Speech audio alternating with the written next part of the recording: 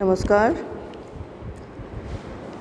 जब किसी नेज अर्धचालक के एक तरफ दाता अशुद्धि होती है और दूसरी तरफ ग्राही अशुद्धि होती है, इन दोनों साइड को अगर एक साथ किया जाता है तो एक पीएन संधि का निर्माण होता है।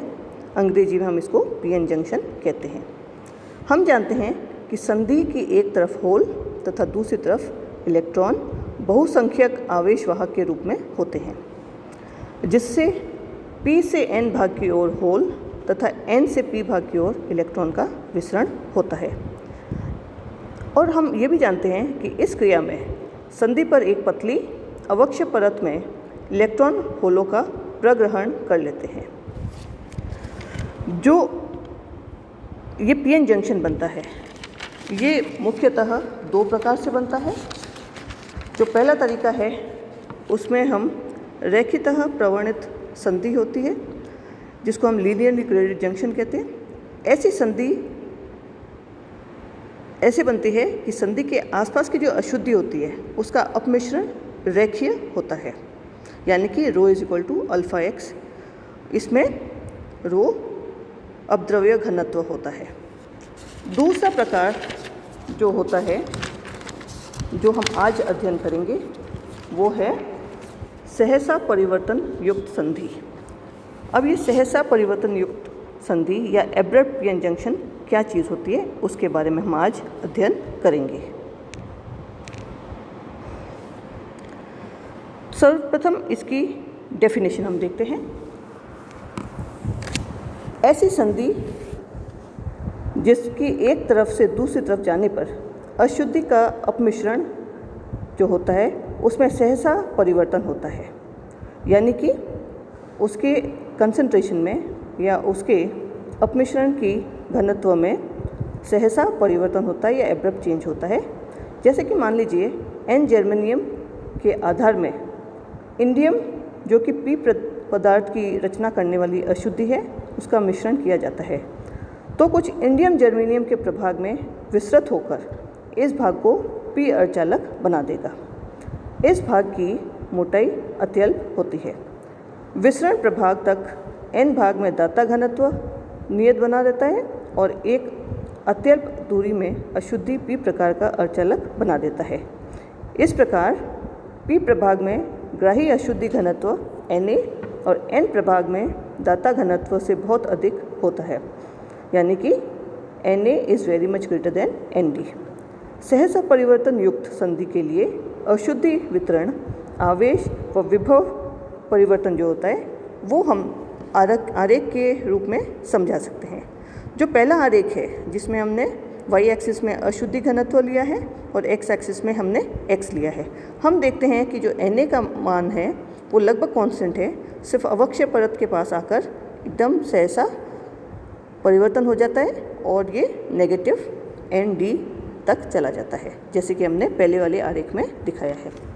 दूसरे आरेख में हमने देखा है कि ये आवेश घनत्व है y एक्सिस में और x एक्सिस में हमने x या दूरी हमने प्लॉट की है। तो हम देख सकते हैं y एक्सिस में जो n है वो बहुत ही अधिक मात्रा में सिर्फ एक अवक्ष्य परत में ही है और जो पॉजिटिव चार्जेस है वो n साइड में ही पाए जाते हैं। इसी प्रकार जो विभव होता है, विभव हमने देखा है कि V - Vb ये नेगेटिव होता है और जो अवक्ष्य परत है इसके बाद में ये पॉजिटिव साइड में जाता है, जो कि हमने एक साइड में हमने P लिया है, एक साइड में हमने N लिया है। इस टाइप का जो संधि होती है इसको हम एब्रप्ट जंक्शन कहते हैं। अब हम इसकी जो मैथमेटिक्स है उसके बारे में थोड़ा सा समझाने का प्रयास करेंगे।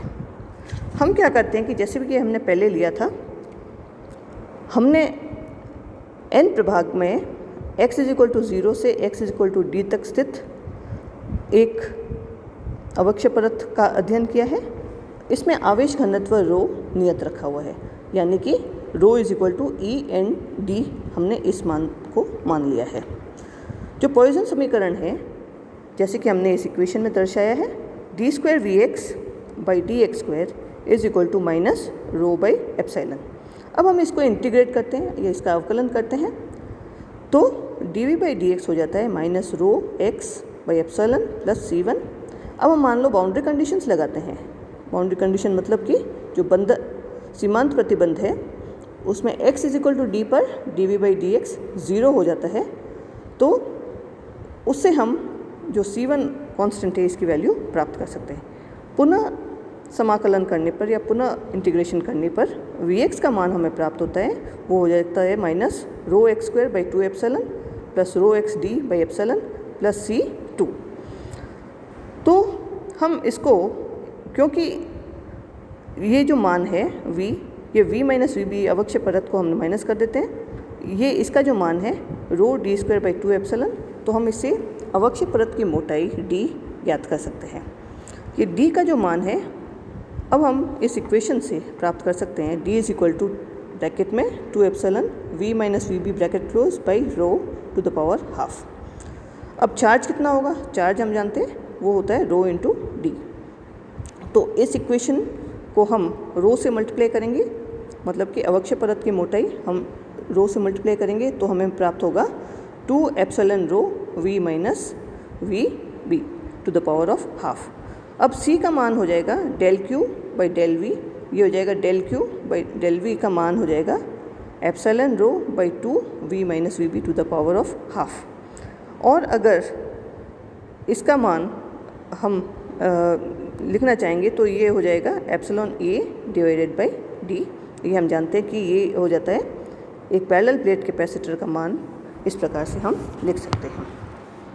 अब जो पीएन संधि है उसकी धारिता जो हमने एप्सिलॉन a बाई डी हमने इसको पैरेलल प्लेट कैपेसिटर से निरूपित की है, इस धारिता का आरोपित विभव अंतर पर जो निर्भरता है वो हम देखते हैं इसका उपयोग किस में किया जाता है, उसके बारे में हम थोड़ा सा प्रकाश डालने का प्रयास करेंगे।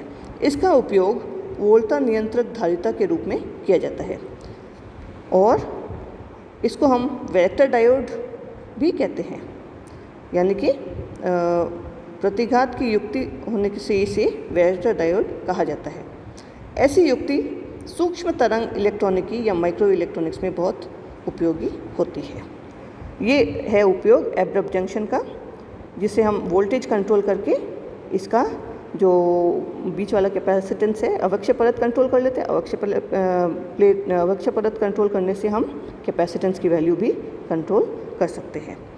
तो ये हमने आज बात करी एब्रप्ट पीएन जंक्शन के बारे में। धन्यवाद।